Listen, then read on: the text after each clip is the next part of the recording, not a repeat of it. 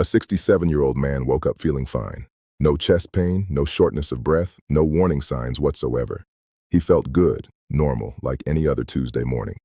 He did what he always did, jumped straight out of bed, walked to the bathroom, turned a shower to cold because he'd read somewhere that it was good for you, and stepped in. 20 minutes later, his wife called 911. I was a cardiac surgeon on call that morning. I scrubbed in, and I operated. Thankfully, he made it. But I've seen cases just like his that ended very differently. Very differently. What happened to him was not a freak accident. It was not bad luck. It was a series of completely avoidable mistakes. Mistakes that millions of people over 60 make every single morning without even realizing it. Today, I'm going to show you exactly what they are and what to do instead. So why is the morning so dangerous?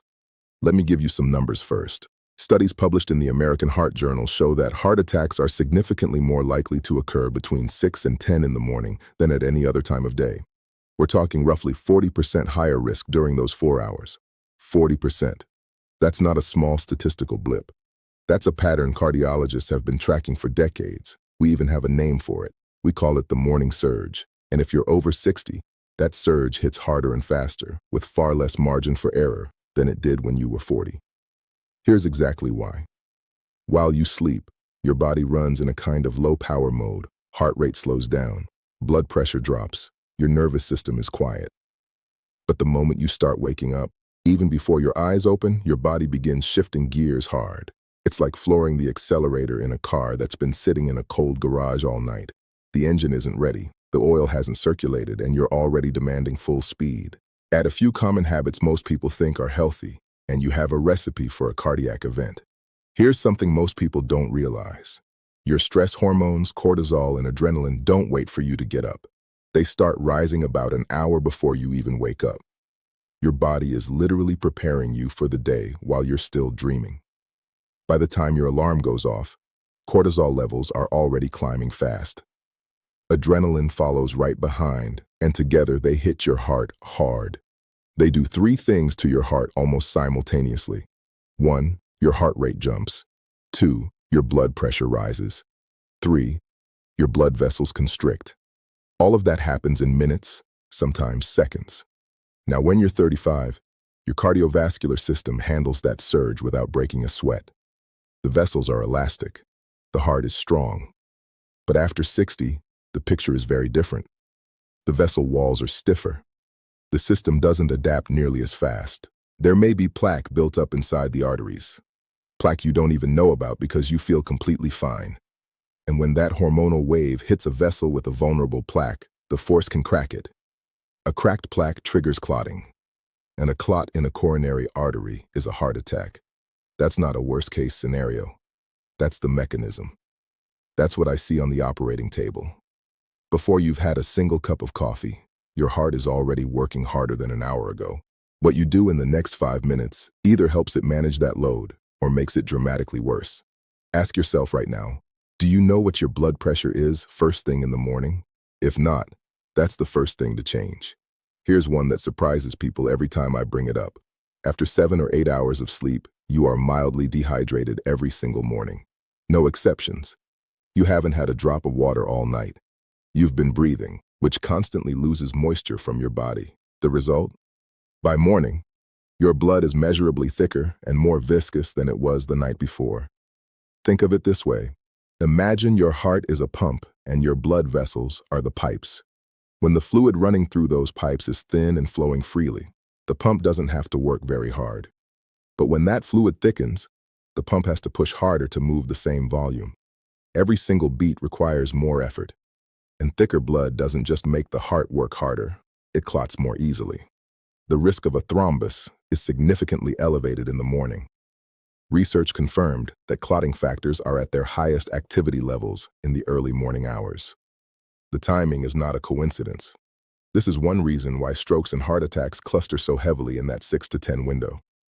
It's the hormone surge, plus the thick blood, plus the stiff vessels all hitting at once. A triple threat for any heart over 60. The fix for this is almost embarrassingly simple. A glass of water, room temperature, before anything else. Before coffee, before medication, before you check your phone, Hydrate first. One of the lowest effort, highest impact habits you can build, and almost nobody does it consistently.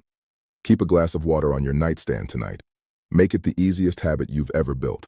Let me be honest with you. The cold shower trend has exploded over the last few years. Social media is full of it. Guys jumping into ice baths at 5 in the morning talking about discipline and mental toughness. Cold exposure has real benefits.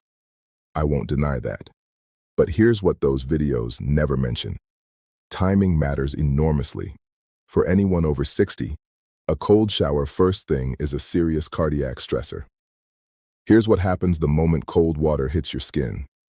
Your body triggers something called the cold shock response. Blood vessels near the skin constrict instantly to protect your core temperature. Your heart rate spikes. Blood pressure shoots up. We're talking a systolic pressure jump of 20, sometimes 30 points in a matter of seconds. That's a significant cardiovascular shock. Now, remember where we are in the morning. The hormone surge is already pushing your pressure up. Your blood is already thicker than normal. And now you're adding a sudden violent vascular constriction on top of all of that. For a healthy 30-year-old, the body handles it. For a 65-year-old with some arterial stiffness, that spike can be the trigger. It can crack a plaque. It can cause a coronary spasm. It can provoke a serious arrhythmia. The gentleman I told you about at the beginning, the cold shower was his trigger. His arteries were not in terrible shape, but not in perfect shape either. In that combination, the morning surge plus the cold shock was simply too much. So, what do I recommend? Start warm around 37 degrees. That's body temperature. Let your body ease into the transition first. If you love cold water, save it for the last 30 seconds of your shower. By that point, your vessels have had time to dilate. Your pressure has stabilized slightly, and the cold shock is far less severe. One small adjustment, big difference for your heart. How do you get out of bed in the morning? Be honest. Most people go from horizontal to vertical in about 2 seconds. Alarm goes off and they're up, feet on the floor moving. I understand you've got things to do, but that rapid transition is problematic. Here's the physiology. When you're lying flat, your blood is distributed relatively evenly throughout your body. The moment you stand, gravity pulls a significant volume of blood downward towards your legs and abdomen. Your heart has to respond immediately, constricting vessels, increasing heart rate to maintain adequate blood pressure to the brain. In a young person, fast and efficient. In older adults, that reflex slows down. The vessels don't respond as quickly. We call this orthostatic hypotension. Blood pressure can drop 15, 20, sometimes 30 points within seconds of standing. Dizziness, lightheadedness, that gray, foggy feeling when you stand up. Sound familiar? A lot of people over 60 experience this and assume it's normal. It isn't. It's a warning signal from your cardiovascular system, and the consequences go beyond discomfort. Orthostatic hypotension is a leading cause of falls in older adults. Falls are one of the most serious health risks in that age group. A bad fall at 65 can start a life-threatening chain of events. For someone with a heart condition, that sudden pressure drop forces the heart to compensate aggressively, spiking rate and output in seconds. In a vulnerable heart, that compensatory spike can trigger an arrhythmia. In severe cases, it can precipitate a cardiac event. The solution costs you nothing, just 10 extra seconds. Before you stand up, sit first on the edge of the bed for a full minute. Let your feet hang. Rotate your ankles. Let gravity do its work gradually. Let your blood pressure adjust before your heart goes from 0 to 60. 10 seconds lying, 30 seconds sitting, then stand slowly. That simple transition can prevent a fall, prevent an arrhythmia, and something far worse. I've seen it happen both ways, and I know exactly which side of that I want you on. Let me ask you something. Are you currently taking a blood pressure medication, a diuretic, sometimes called a water pill? If the answer is yes, there's something your doctor may not have mentioned, and I think you need to know about it. Diuretics work by helping your kidneys flush excess fluid from your body, reduce fluid volume, reduce pressure. They're effective. They're widely prescribed. But here's the catch. When your kidneys flush fluid, they also flush minerals, specifically magnesium. And magnesium is not a minor player. It regulates the electrical signals that control your heartbeat. It keeps the rhythm steady. It helps the heart muscle relax properly between beats. When magnesium levels drop quietly, the heart becomes electrically unstable. The rhythm can become erratic, palpitations, skipped beats, or more serious arrhythmias. And it can happen with no obvious warning because the morning is already the time when your heart is under the greatest stress. A magnesium deficiency hits hardest right then. I have seen patients with morning arrhythmias that completely resolved once we identified and corrected a magnesium deficiency. More common than people think. If you're on a diuretic, ask your doctor at your next appointment to check your magnesium level. A simple blood test, 2 minutes. That information could be genuinely invaluable for your heart. Don't assume everything is fine just because nobody checked. Now, I know what some of you are thinking. Dr. Adewale, I walk every morning. My doctor told me exercise is good for me, and your doctor is absolutely right. Exercise is one of the best things you can do for your heart at any age. Full stop. But, and this is a significant but, timing and intensity in the morning matter more than most people realize. Here's the problem. In the morning, cortisol is high, blood pressure is elevated, blood is thicker, and the heart is already working harder than usual. Now, imagine jumping straight into a vigorous workout. In that state, no warm-up, just go. Your heart rate surges rapidly on top of an already elevated baseline.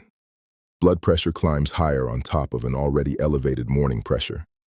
And your coronary arteries, already slightly constricted from the morning hormonal surge, are being asked to deliver dramatically more blood to a working heart muscle. Research published in Circulation found that vigorous exertion in the early morning carries a meaningfully higher risk of triggering a cardiac event in adults over 60. This doesn't mean don't exercise in the morning. It means don't sprint before you walk. Literally give your body 20 to 30 minutes to wake up, hydrate, and stabilize before you do anything strenuous. A gentle walk is perfect. Slow stretching is perfect. Save the intensity for after your body has had time to shift properly into active mode. And ask yourself, when you exercise in the morning, do you warm up first or do you just start? Tell me in the comments. All right, you now understand why the morning is dangerous. So, let's talk about what to actually do about it. Because knowledge without action is just worry. And I'm not here to make you anxious. I'm here to give you a plan. This is what I call the 5-minute morning protocol. No cost, no equipment. Meaningful cardiovascular protection every single morning. Minute 1, conscious waking. When your alarm goes off, don't move yet. Stay exactly where you are. Take 3 slow, deep breaths. In through the nose, out through the mouth. This activates the parasympathetic nervous system, the calming branch, to counteract that cortisol surge before it peaks. Just 3 breaths, that's all.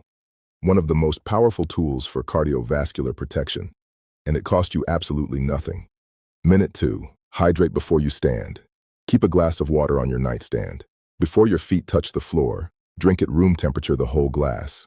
This begins thinning your blood, reduces the clotting risk, and gives your cardiovascular system something to work with before the demands of the day begin.